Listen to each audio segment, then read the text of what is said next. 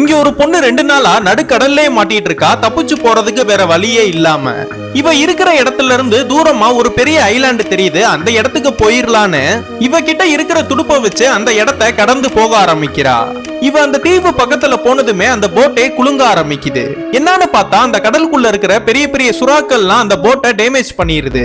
இதனால இவ இருக்கிற போட்டுக்குள்ளேயே தண்ணியும் வர ஆரம்பிச்சிருது. இவ அந்த சுறாக்கள்கிட்ட இருந்து தப்பிக்கிறதுக்காக அந்த போட்டை விட்டு தண்ணியில குதிச்சு அப்படியே வேகமா நீந்தி போய் அந்த சுறாக்கள்கிட்ட இருந்து ஒரு வழியா தப்பிச்சிடுறா.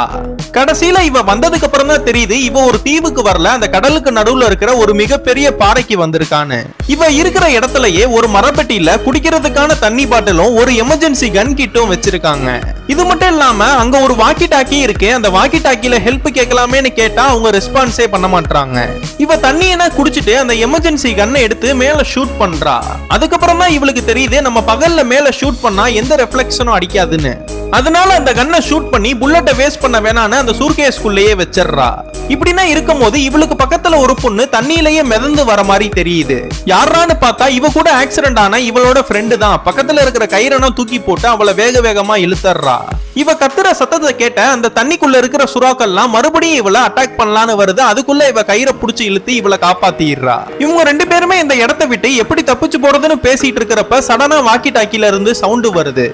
நீங்க இருக்கிற இடத்தை ட்ராக் பண்ணி நாங்க உங்களை காப்பாத்தலான்னு வந்துட்டு இருக்கோம்னு சொல்றாங்க.